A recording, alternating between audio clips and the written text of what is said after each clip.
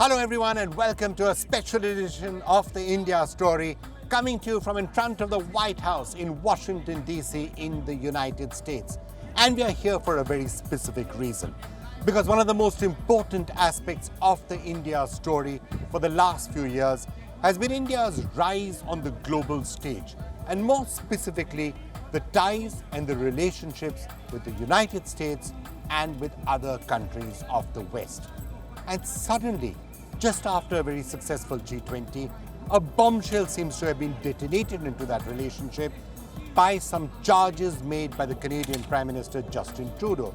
We've all heard him standing there in Canadian Parliament accusing India of a targeted assassination of a Canadian citizen on Canadian soil. And that, of course, led to a storm. And we've had all sorts of criticism, a lot of people talking about it.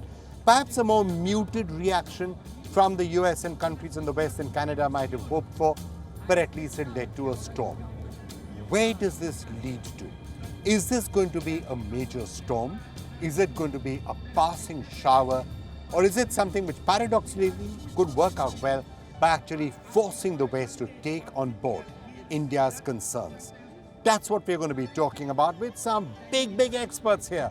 We've got Michael Kugelman about to join us. Lisa Curtis is here with us. Gary is joining us, the person who's written a book on Canada and on the history of Khalistani terror and its possible shelters that it gets in Canada. He's going to be joining us. And Derek Grossman is with us as well, talking about how this is being seen not just in Canada but in other countries in the West. All of those experts coming up for you in just a couple of minutes. But before I go any further, let me quickly play for you the big news headlines that you should be tracking this week. India's External Affairs Minister S. Jaishankar discusses global developments during his wide-ranging talks with US Secretary of State Antony Blinken. Talks come amid simmering diplomatic row between India and Canada over killing of Khalistani terrorists. Jaishankar is currently on a 5-day official trip to Washington, D.C., in what comes as the highest-level interaction between the two countries after New Delhi's recent G20 summit. Protests intensify in Indian state of Karnataka's Bengaluru and other parts over the Kaveri River water sharing row with neighbouring Tamil Nadu state. Latest round of protests in the decades-old dispute started after India's Supreme Court refused to interfere with an order telling Karnataka to release 5,000 cusecs of water daily to Tamil Nadu for 15 days. Meanwhile, political row erupts after opposition BJP and JDS slam ruling Congress for failing to protect farmers' interests and acting like an agent of the Tamil Nadu government. No sign of peace in Manipur even months after deadly protests erupted in the valley in May. Mob tries to attack Chief Minister N. Biren Singh's empty ancestral house despite security clampdown and curfew in capital Imphal. Security forces foil attempt after firing in air. Earlier in the week, clashes and protest rallies rocked Imphal with thousands of students sloganeering against kidnapping and killing of 2 minors. At least 45 students were reportedly injured in clashes with the police on September 26th. Renowned agricultural scientist Swaminathan, also known as the father of Green Revolution in India, passes away. Swaminathan breathed his last on Thursday in Chennai due to age-related illness. He is survived by 3 daughters. Swaminathan's work revolutionized Indian agriculture in the 1960s and 1970s, ensuring food security and helping the country achieve self-sufficiency.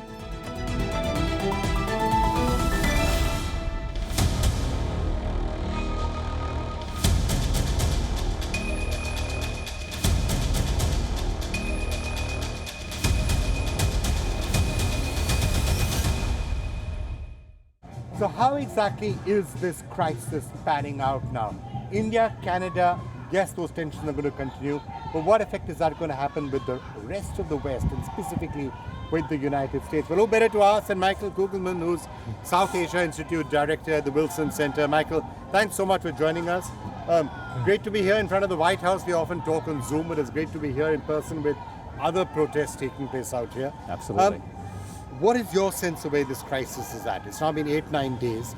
I don't see India trying to de-escalate or wanting to de-escalate, and neither are the Canadians. How is the US seeing this, and how is the West seeing this? Well, I think that when this crisis first broke out, it was a major challenge, a major diplomatic, not a challenge, but a conundrum for the United States, in that it's relatively unusual for the US to have to confront a diplomatic crisis involving two partners of each other, both of whom were very close partners of the US as well. And so the US had to be very careful about how it messaged its public reaction. Canada is a treaty ally, a neighbor, an intelligence ally, whereas India, of course, is a close strategic partner. But I would argue that over the last few days or so, we've been hearing less from Washington about this, at least publicly. I mean, we know that the U.S. has delivered its public message that it's very concerned about these allegations and that it wants India to cooperate with Canada on in the investigation. But otherwise, the U.S. appears to have gone quiet publicly, which I think is a reflection of how delicate an issue India it was is. actually, the US was actually quiet in the first couple of days too, almost sort of taken by shock, and then it seemed as if the US was ratcheting up the pressure. You had that remark made by Ambassador Cohen, you had other statements coming out saying, India needs to cooperate. Now it's sort of gone quiet again. Is it just because attention has moved elsewhere, or has the United States perhaps realized this may not be the right issue to pick a major fight with India? Well, I think there's several factors at play here. One is that the U.S. has delivered the message it wanted to deliver, and it feels no need to make any other public pronouncements. I think we also cannot rule out the possibility that the messaging has gone private. I think that the U.S. government certainly could be seen as a potential third-party mediator, the actor that could sort of be in touch quietly, discreetly with both capitals to try to encourage them not to escalate further. So that could be happening. And as you know, in diplomacy, the important things happen behind the scenes more so than in the public domain.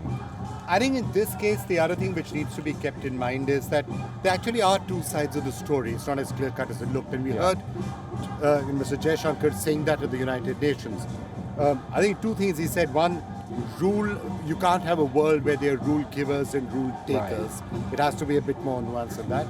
And again, making the point about that our reaction to violence and terrorism cannot be conditional, cannot be based on who you are.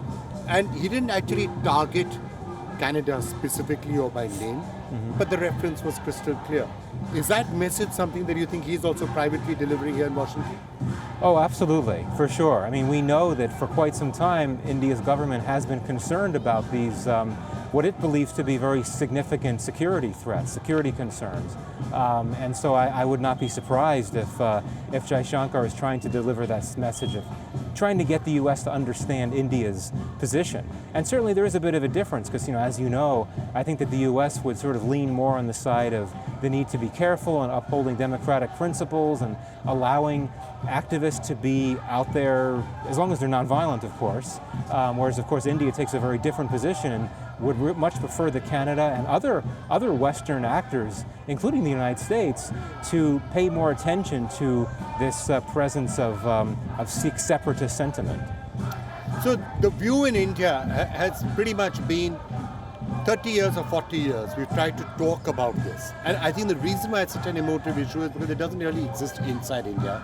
It's almost as if somebody outside the country trying to reopen old wounds. And these are wounds that actually did spill a lot of blood in India. Right. I think that's the reason why there's been such an emotional and passionate response to this. And I think that's the reason why this is seen as a very serious issue in India. And I think that's also the reason why India's got so upset with Canada, that you're not taking this seriously enough, and you need to. Right. No, absolutely. And I think that I can understand India's position that we've seen an increase in these Khalistan supporters demonstrating over the last few months. As you know, there were two incidents here in the U.S., in San Francisco, where the Indian consulate was attacked by, or there were attempted attacks by Khalistan supporters. It happened in London, but the Indian High Commission was attacked. Right, exactly. So some near misses here. So I could understand India's concerns that it's almost like there's some type of comeback or resurgence of this Khalistan movement, even if it's thousands of miles away from Indian soil. So just to rephrase that, there's no resurgence of the Khalistan movement, right? The Khalistan movement is dead. These are a bunch of people sitting in a foreign country, come out here and wave flags and saying, let's have a Khalistan movement or let's have a referendum. Right. So it's not actually a movement which is there in India right now. Well, of course, but I think this is part of the issue, part of the crisis, in that India is taking a very hard line and has used terms like terrorism, extremism to refer to these expressions of Sikh separatism in the West, even though it's true. I mean, it's a very small number of demonstrators, and I would argue that you've got very sizable Sikh communities here and in Canada, in both cases about 800,000 strong, and the majority of them have no interest in Khalistan, and they're not, and certainly are not violent either. But given how tense things are now between Canada and India, if you have even a few dozen Khalistan supporters coming out on the streets, congregating near Indian consulate facilities around Canada, burning effigies of Prime Minister Modi, obviously that's not going to help move the crisis toward a resolution. Protests like this, which we've been hearing for hours out here, are one thing. They're not actually inciting anybody to violence. There are no posters out there saying assassinate Indian diplomats, right? Which is a slightly different question. Which brings me to the question of, the rules of the game. And I'm sure you've been hearing this a lot from various Indian interlocutors. In a situation where security threats, where there are terrorist threats to a country, the United States or many other countries in the West would not hesitate. Canada supported drone strikes in various parts of Afghanistan or Syria or other countries, because they said it's a question of safety, it's a question of terrorism. I guess the question that India is asking, and other countries will ask that question also, is why don't those same rules apply to us? Right. I mean, and part of the issue is, a reflection of, to put it mildly, U.S. inconsistent policy. One could argue a policy that's hypocritical. Many would argue that the U.S. decision to take out Qasem Soleimani in Iraq, that was a state-sponsored assassination. It's not just him and Osama bin Laden. Look at the number of drone strikes that took place. How many people died in drone strikes? 10,000? Yeah. So there were many people who were being killed in drone strikes. Some of them could have been innocent. There's at least 1,000 civilians. Right, exactly. So, my broader point is that I think a lot of this comes down to perceptions, threat perceptions, right? I mean, Khalistan, those violent proponents of the Khalistan movement, it's not a direct threat to the United States. It's not a direct threat to the West because the intended target is India. That's one reason for the disconnect, though certainly because what's left of the Khalistan movement, or if you want to call it a new phase of this Khalistan movement, they're based in the West. They're based in Canada, the U.S., Australia, the UK, and I think that they are operating from Canadian soil, from U.S. soil, making threats to Indian diplomats based in the West.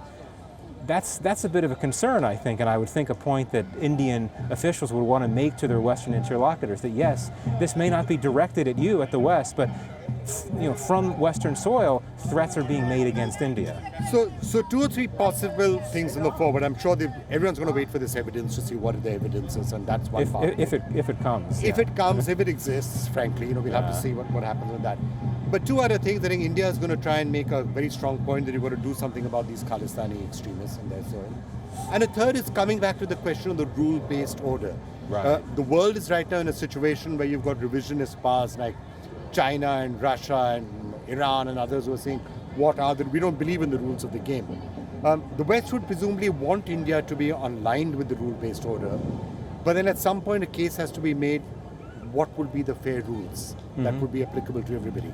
Is there any thinking on that taking place in the building behind me or elsewhere here in Washington? Well, I mean, it's quite striking, as I'm sure you noted, that when Prime Minister Trudeau made his speech at the House of Commons bringing out the allegations against India, he invoked that term, rules-based order. His view was that an assassination by another government on Canadian soil represents a threat to the rules-based order. And of course, Jaishankar in his speech at the UN sort of poked back at that, I think. And said we're all for a rules-based order, but what is the rules? How should the rules-based order be defined? Because it has to apply to everyone. And that's the problem. I think it's very relative, right? I mean, it's going to be defined differently in different contexts. Clearly, the Indo-Pacific vision of a rules-based order is something that generally there's a lot of agreement from Canada and the Five Eyes allies, India and others that are invested in this effort to counter China. But indeed, I mean, I think it's one of these catchphrases that will be invoked just because you'll get a certain type of reaction because it's got that kind of currency. But at the end of the day, do we really know what a rules-based order actually is or is supposed to be? I'm not sure. There have been efforts to define it in the Indo-Pacific, but again, it's one of these catch-all terms that's sort of So I've heard some commentary on the internet where it says rules-based order means that you should not have assassinations in another democracy. Now that's one way of looking at it, or in a country where the rule of law or justice systems operate. And that's one way of defining it. But then the question is, what if that justice system is not operating, as is in this case, with the Canadians have not cooperated on terrorism? Then what happens to the rules-based order? right. So one could argue that it takes a hit. But again, the core issue is how to define it and how to generate a broader global consensus around this idea and trying to uphold it. And it doesn't exist. I frankly think that it wasn't a wise move for Prime Minister Trudeau to invoke that term. There was no reason to. We know why he was trying to do it. He was trying to generate support. He was trying to get the rest of the West together, right? Here's India now standing up, trying to upturn the rules-based order, which is what I think he was trying to do. Right, exactly. Right, well, Michael, let's see where this shapes up. Let's also try and get some sense from other experts on where this is headed. Thank you so much for joining us. Always a pleasure. And good to meet you in person here. Very nice to meet you as well.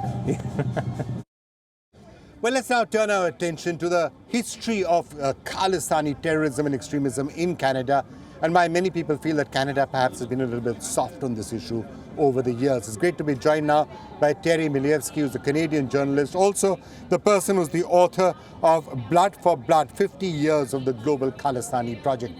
Terry, great to have you joining us. I guess one of the reasons why so many people in India are bemused to see all of these pictures of Khalistani extremism and demonstrations and all of this ruckus that we see in countries like Canada is because Khalistan itself is a dead issue in India. It is a dead issue among the Sikhs in India. It's a dead issue in Indian Punjab. And perhaps no better way of demonstrating that than the fact that in the last time you had elections in Punjab, the pro-Khalistani party only got 2.4% of the vote. So clearly there's not much resonance of any of this in India itself. It is. I think it was something like 2.48, so give them their due. They nearly made it all the way to 2.5% of the vote in Punjab. And this is something you're quite right to point it out, I think. There's such ignorance about this issue in the West. People not paying attention. It's not our problem. It's far away. It's been going on forever. It's bad news anyway. And much of the story, in Canada's case, does not reflect well on Canada anyway. So we'd rather not talk about it. And so people are simply not aware of the extent to which this issue has fallen off the map really 30 years ago in India, and that there is no support for it among the majority of the world's Sikhs. I mean, we got roughly 75% of all the world's Sikhs live in Punjab. And you'd think their votes would count for something. I mean, mind you, that 2.5% they got in last year's election, I should point out, was a banner year. That was a good year for the separatist party of Simranjit Singh Mann, because in the previous election in 2017, they got 0.3% of the vote. Barely moved the needle above zero. None of the above got more votes than the separatists did in that election. So this is something which is completely unknown among most Canadians, who think that, all the Sikhs are Khalistanis, and that this is the will of the Sikhs, and the Sikhs say they're being genocided, as they call it, in India. They're being wiped out by, and I quote, a fascist and genocidal Hindu government, and therefore we should feel sympathetic to them. And India is to be vilified, and this sort of thing. It's a very there's a huge disconnect between reality and the way this issue is perceived in Canada and elsewhere in the West. The UK is another example where the propaganda of the Khalistanis has, in large measure, succeeded. That is to say, the rest of us have failed to get the message across. All right, Terry, one of the other things that is mystifying many people, I don't want to get into the question of the assassination itself, whether it happened or didn't happen. There's no evidence that has been presented. But the entire question of justifying violence, justifying terrorism. Look, demonstrations do happen in democratic countries. But the fact that many of those people in Canada are actually calling for violence, they've been involved with terrorism, and yet there's been a very soft response. How does that tie in with the rule of law? The government and the general public, I would say, are basically in lockstep on this question, that they are locked into an outdated model of the terrorism that is supposedly to be fought. What I mean is that they are locked into the idea that, well, terrorism is bombs going off. And there are no bombs going off. They're not blowing things up. So we're in the clear, right? There's nothing to worry about. Well, the problem, of course, as you rightly noted, is that there is instead a new model of terrorism, which is the propaganda, the disinformation, the misinformation, the burrowing into the political system, and the poisoning of the minds of children by a tide, really, an unseen tide by most people, I grant you, but there is a tide of disinformation online. Everybody can be a Khalistani holy warrior simply if they have an internet connection and a keyboard. And so they're all, maybe not under their own names, of course, because they don't want to run too many risks, but everyone can proselytize and broadcast curses and call down invective upon the heads of the Indian government, while simultaneously propagandizing about the genocide that is ongoing, according to Gopatwant Singh Panoon, the voice of Sikhs for Justice, which is organizing the current referendum. They can say, for example, that the referendum is all about democracy, that it's about, and I quote Panoon again, ballots, not bullets. Oh no, we're peaceful now. We're past the old days of blowing things up. And what did he? Who's the poster boy of the campaign again? Chosen by the same Panoon. The poster boy of the campaign, and I'm talking 9-foot high posters the size of a side of a building, glass with ceremonial sword and ornate turban, of Talvinder Singh Parmar, the mastermind, of course, of the Kanishka bombing, the Air India bombing of 1985, which wiped out 331 completely innocent civilians. And so this is his chosen mascot or poster boy, after whom the referendum campaign that is supposed to be so peaceful is named. This man was a psychopath, but it's not just him. There's the voting center in Toronto that is named for a Toronto mass murderer who joined the Khalistan Tiger Force in Pakistan back in the day. There are the Australian voting centers named after the assassins of Indira Gandhi in 1984. I won't go on, but you get the point. So, Terry, the aspect of this that is somewhat mystifying to many people watching this in Canada is, first of all of these referendums that are happening. You're having a referendum to say, oh, something in another part of the world should have independence or should have freedom.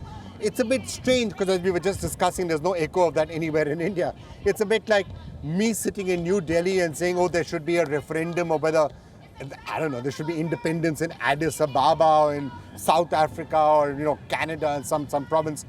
That's one aspect of it. The second aspect of it is a lot of this is actual incitement of violence and terrorism.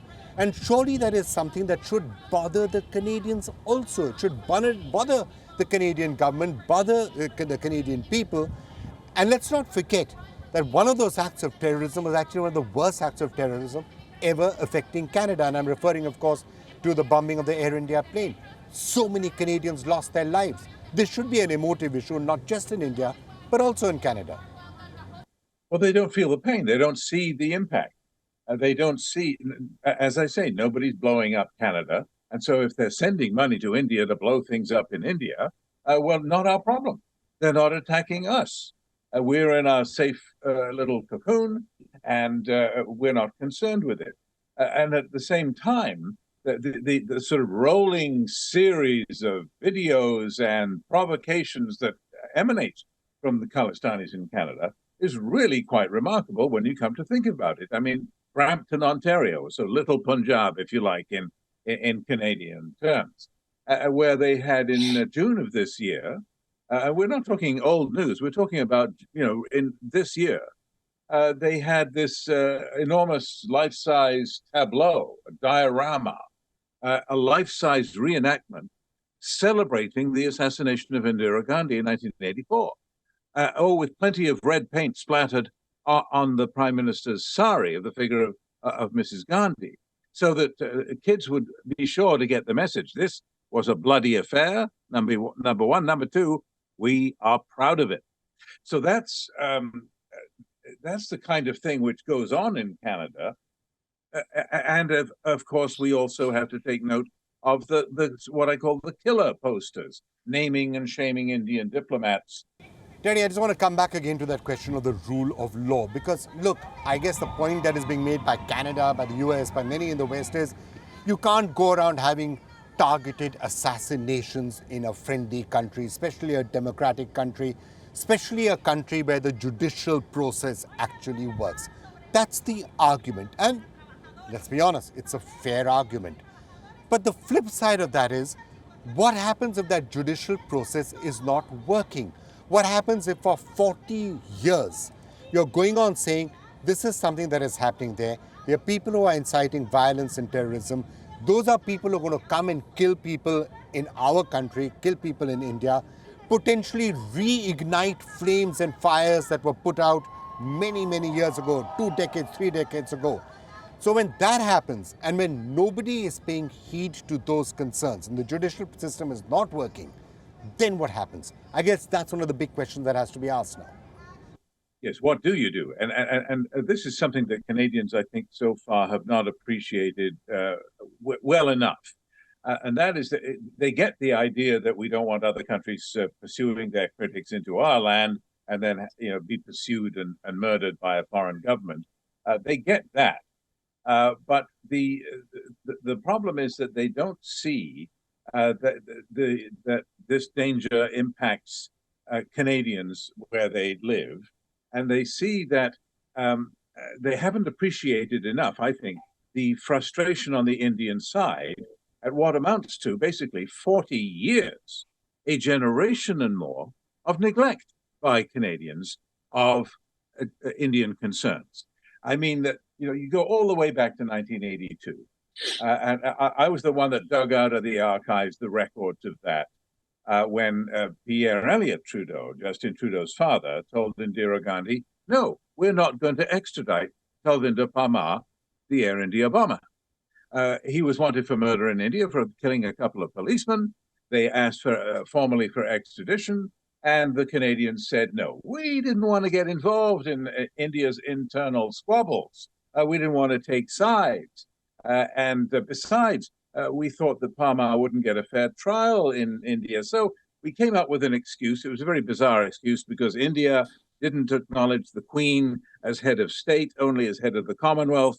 Therefore, the extradition treaty didn't apply. It was very, almost comical excuse that they dreamed up to tell Mrs. Gandhi, no, that was 3 years before the Air India bombing. If he'd said yes, we'd all be a lot better off today. So that's an example, and it just continued all the way through. We ignored the warnings about the imminent attack on Air India. The RCMP were asleep at the switch. CSIS was asleep at the switch, and that's before the bombing, when they should have stopped it. They had the suspects under surveillance, for heaven's sake, for 3 months before the bombing, and still didn't figure. They followed them to a test bombing in the woods. They still didn't figure out what was up to. They still didn't do anything about it. And then, after the bombing, they failed again.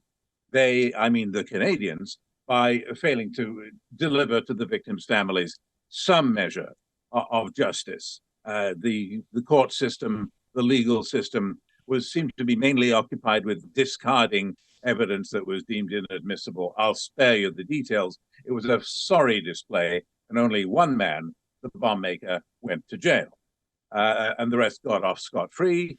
Parmar, of course, himself was killed in Punjab by the Punjab police in 1992. So all of this unfolded in an atmosphere of almost complete indifference on the Canadian side. If the Indians got frustrated that Canada never acted, the Canadians didn't even know that. People like me dropped the ball in the media, failing to alert them. I did a documentary 20 years ago called Safe Haven, describing how I thought, anyway, that Canada had been a patsy and that dropped the ball by not cracking down on terrorists operating in Canada. And it's the measure of my immense influence in Canada. Absolutely nobody paid any attention to my documentary. And it only proceeded to get worse, not better. Indifference is the enemy here. And that explains in large measure the Indian frustration. And it almost explains, no, it doesn't go quite that far, but it almost explains why a hardline Indian prime minister might just decide, the hell with it. These Canadians are never going to do what is needed. I'm going to act. All right, Terry, I guess if people had paid a lot more attention to this many, many years ago, maybe we wouldn't be in the situation that we're in. But thank you so much for joining us with that perspective. Thank you. Well, let's now move to another one of our regular segments on the India story, which is what the global press has been saying about India. And not surprisingly, those Canadian charges and those Canadian allegations pretty much dominated a lot of the global press this week. Canada's Toronto's Global and Mail in its editorial has raised questions on Justin Trudeau's actions. The article points out that Trudeau has not yet disclosed the evidence behind the allegations, leaving Canadians and the opposition parties in the dark. The editorial goes on to say that the Canadian leader must present his case immediately to gather support for himself and his party, both domestically and on the global stage. According to an opinion piece by CNN, Trudeau has found himself in a potentially costly diplomatic dogfight with the world's most populous democracy, India, at exactly the time he needs support from Delhi the most. CNN points out that India is the most important counterbalance that the West has to China, which probably explains why Canada's main ally, the United States, is sitting resolutely on the sidelines. According to the American newspaper Foreign Policy, the United States has been notably silent on the matter, possibly because it sees India as a more strategically valuable ally than Canada. Given India's growing economy and its role as a counterweight to China, the article also raises concerns about the United States prioritizing geopolitical interests over democratic values in its foreign policy decisions, both with India and other nations like Saudi Arabia and Israel. China Daily, quoting experts, suggests that the role of US and Five Eyes intelligence should be a wake-up call for India, as it still remains outside of the US core allies circle, and in fact may never become one. The article further says that the alleged assassination also tarnishes India's global image and could potentially have a long-lasting negative influence on future cooperation between India and Western nations. Sri Lanka's Foreign Minister Ali Sabri told Indian media outlet ANI this week that terrorists have found safe haven in Canada. The Sri Lankan government, which has relied heavily on Indian support amid an economic crisis, had its own spat with Canada this year over Trudeau's statements, remembering anti-Tamil violence on the island in 1983. Trudeau referred to the bloodshed, which left anywhere from hundreds to several thousand dead, as a genocide. All right, let's now get another perspective on where this entire situation could potentially head. Great to be joined now by Derek Grossman, who's with the RAND Corporation, been following this very closely, writing extensively about it as well. Derek, thank you so much for joining us. How do you see this moving forward now? Are we heading for some sort of a resolution, or do you think things are going to get a lot worse before they start to settle down? Yeah, so I mean, I think a lot is still to be determined, right? I mean, we're only about a week into this diplomatic row, as you mentioned, and so we may see a number of twists and turns to come, but I think the main issue right now is what kind of evidence does Canada have as part of its investigation into the allegation that India committed an extrajudicial killing on its territory. And it is unclear whether Canada is able or willing to allow that information to become public.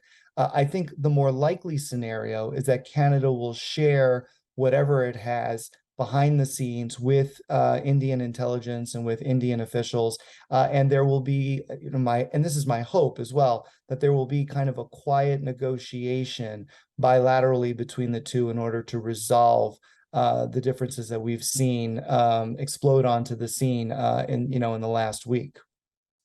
Derek, you're right. I mean, it would have been one thing if all of that had happened before the charges had actually been made public. But now that we are where we are, and Canada can keep saying you need to cooperate in the investigation, and I guess that's what America is saying as well. But I think from an Indian point of view, there is a very legitimate expectation right now that at some point Canada and other countries have to start taking the entire question of violence and terrorism and the incitement of violence inside India and the incitement of violence inside Punjab by these Khalistani militants and extremists. It has to be taken seriously. Because as you well know, this has no echo, this has no resonance inside India itself. Punjab is peaceful. And here are people trying to whip up trouble in what is right now a peaceful state. And that's why there is that expectation that at some point, Canada has got to turn its attention towards dealing with the extremism. Yeah. So I mean, I think that as part of the negotiations, there will have to be a discussion about, how from the Indian side to Canada, how will Canada handle this in the future, and will it kind of meet the standards of what India is looking for based upon the as from New Delhi's perspective, this threat of terrorism and secessionism that some Sikhs within Canada and elsewhere, and perhaps within India, what they seek to achieve with an independent Khalistan, right? And so that is something that I think will have to be part of the negotiations. But I also think that Canada will stress that as a democrat, as a fellow democratic country that respects its citizens' civil liberties and their freedom of speech and their privacy, that there's only so much Canada will be willing and able to do in that circumstance. All right, Drake, I'm going to turn to something else that you've been tweeting about and a lot of people have been talking about. Do India and the West have the same values? Is there a question of shared values? And there are some people, including yourself and others, who've been sometimes questioning whether there is really that sense of shared values or not. And I guess when you talk about that in questions like democratic backsliding and others, sometimes there are people in India who would agree with some of those concerns. On this particular issue, there's been a lot of unanimity. And I think one of the reasons why there has been that unanimity is because surely shared values also have to reflect shared concerns about each other's problems. You can't say, my terrorist is a big problem, your terrorist is fine. I guess what a lot of people in India are actually questioning and asking is, what happens if you keep on expressing concerns, as have been expressed to the Canadians for 40 years? These are people whipping up terrorism, these are people whipping up violence.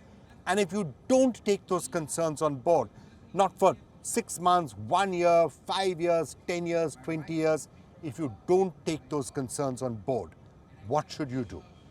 What would the United States do? What would other countries in the West do? What would Canada do? What should you do if somebody does not pay heed to your concerns, even if you share values?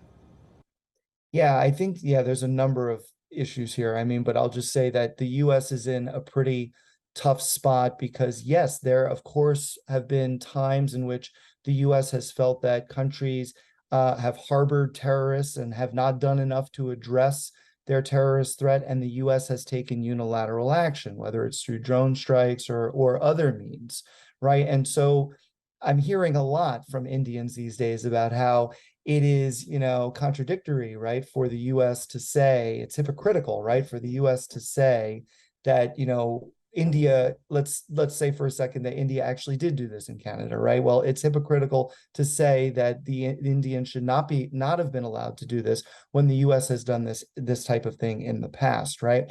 And when you bring up the shared values point, the Biden administration and the Modi government has repeatedly talked about how both sides have shared values on democracy, right? But I think there have also been brewing concerns within the United States and perhaps in other Western countries as well that Modi's government is increasingly an illiberal government and that it is not necessarily a government that shares the same values as the United States and the broader West. And I know that this irks India tremendously, right? Obviously, India is the largest post-colonial state, right? And colonization and imperialism came from the West, right? So any sort of criticism of India on that, from that perspective is usually very kind of unwanted throughout India, right? But at the same time, it's important to underscore that when we talk about in this country shared values, we do kind of have a certain standard that we expect our fellow democratic countries to follow. Are we hypocritical? I think there are elements of that also need to be addressed. But as Secretary of State Antony Blinken said when he visited India back in 2021, this is a two-way street. We are no longer going to lecture other countries. I'm paraphrasing here. We're no longer going to lecture other countries on democracy and human rights. We will express our concerns, and our partners and our allies should also express their concerns, and it should be sort of a co-equal dialogue. So I think if the Biden administration does get involved in this issue, it will probably be along similar lines. So Derek, I'm just wondering whether there's an appreciation for that difference of opinion in India. When Prime Minister Modi came here to the White House, and there were segments of the American press and segments of American and other Western opinion which said, oh, we must turn our attention to the question of democratic backsliding and the freedom of the press and individual rights. There were people in India who said, yes, those are legitimate concerns and those should be addressed and they should be debated and those should be talked about. This time, I think the reason why there is that unanimity of opinion in India is because what's at stake out here are questions of terrorism, questions of territorial integrity, questions of not whipping up passions in a place which is now quiet. And those are really important questions which I think need to be addressed. And that's why you're having so much unanimity in India on this particular question. No, I think you're right about that. And, as an outsider, right, I'm still trying to understand why there is such unanimity. But I do think that it kind of opens up multiple concerns that Indians have. I mean, obviously the terrorism and secessionism concern, right? But also, I think it goes back to what I was saying earlier, which is, Western countries doing things that India doesn't like, and India, now having the ability to respond in kind, unlike perhaps previously, right? Because we saw the Indians, for example, cut off visa services for Canadians worldwide, right? Things like that India may not have felt comfortable doing in the past, now they are comfortable doing, right? And so I think that there's also an element of, and I've said this publicly many times, that I believe India is an emerging great power.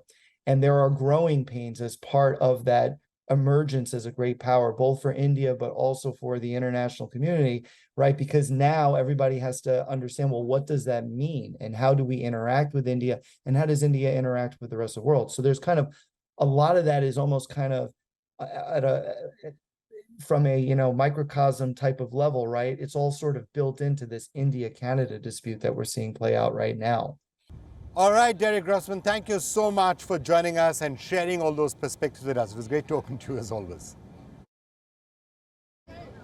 Well, let's now try and wrap up by getting an overall view on where the future of this heads to, what impact this has had, if any, on the India story, especially here in Washington, D.C. Great to have with us Lisa Curtis, who's Senior Fellow and Director of the Indo-Pacific Security Program at the Center for a New American Security.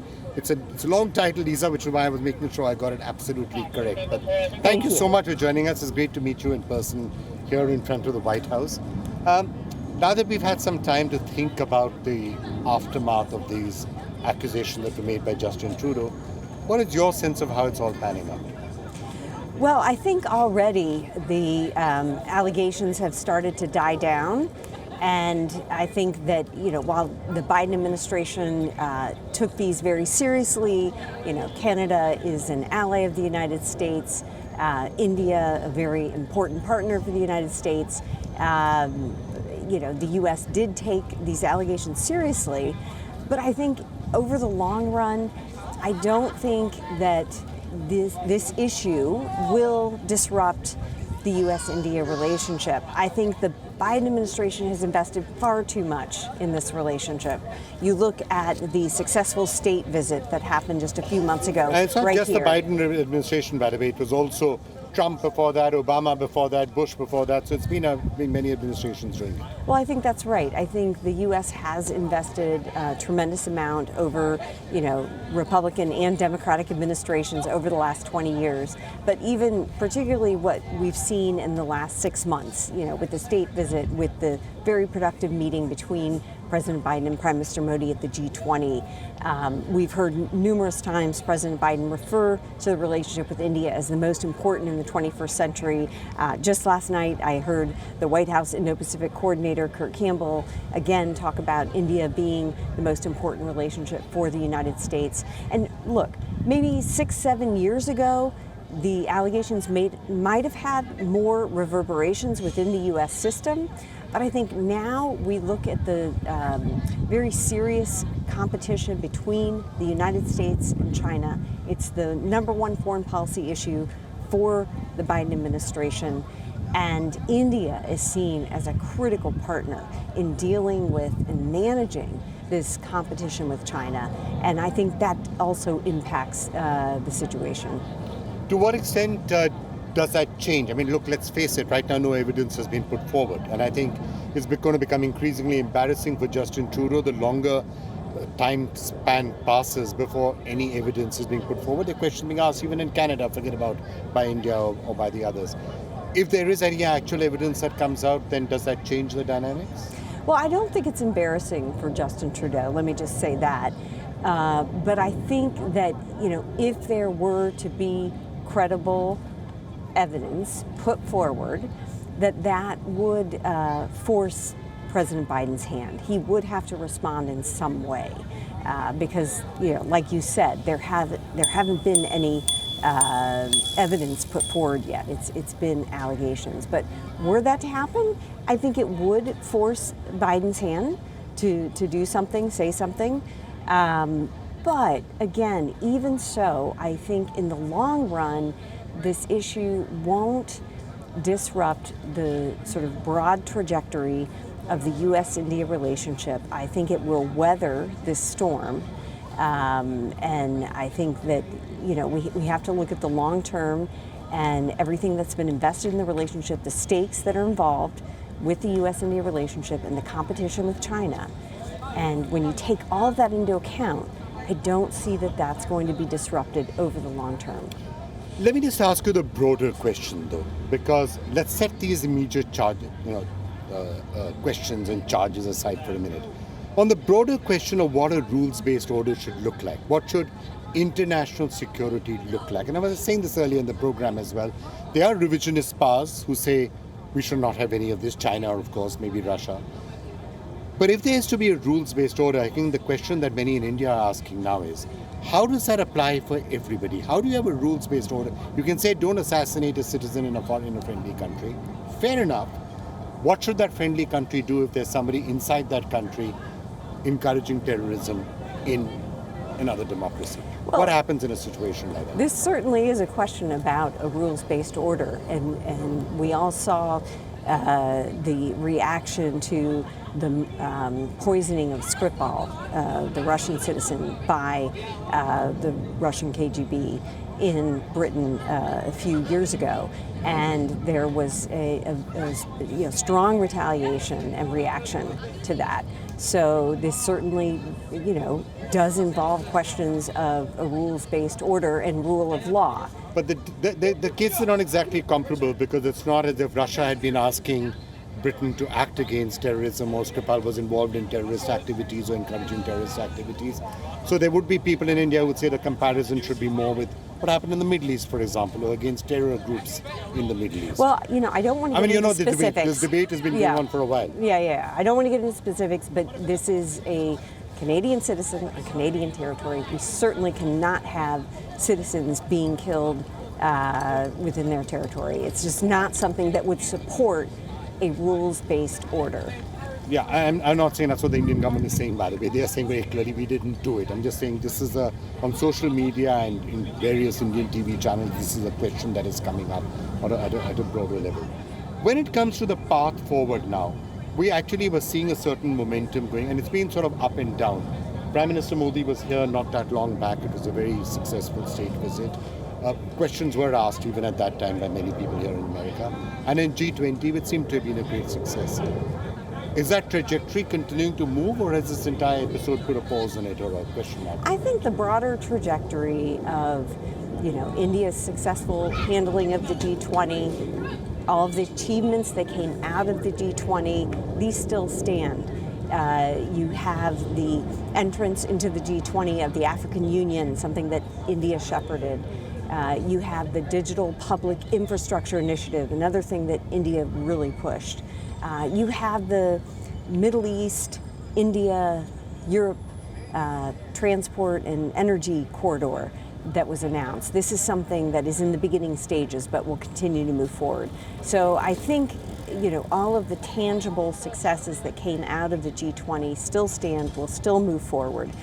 But I do think that this has put a bit of a damper on this, bright glow that surrounded Modi immediately following the G20. Certainly, this episode has dampened that to some degree. But again, I think, things are already. You think it has dampened it in the White House, in Washington in general? You think that there is a question mark now?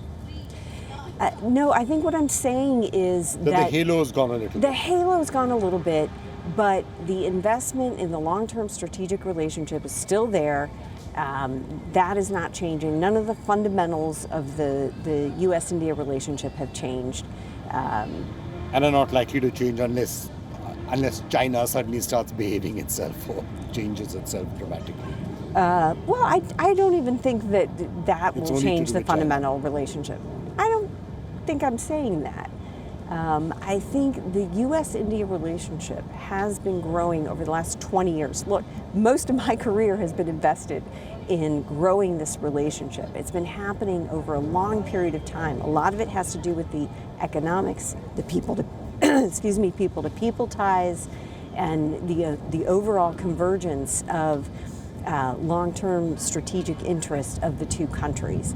Yeah. So even if China were to start behaving and, as you say, or become a responsible stakeholder in the international order, I think the U.S.-India relationship would still be fundamentally important and would continue to grow. All right, and would that survive irrespective of who's going to be here a year and a half from now, you think? Of course. Yeah. Irrespective of that. U.S. democracy is strong and is moving on, and we'll continue to be a strong democracy. Lisa Curtis, thank you so much. Thank you. And that is all we have for you on this episode of the India Story, a special episode where we're here in Washington to try and understand how the charges that Canada has made could affect India's relations with the US and with the West.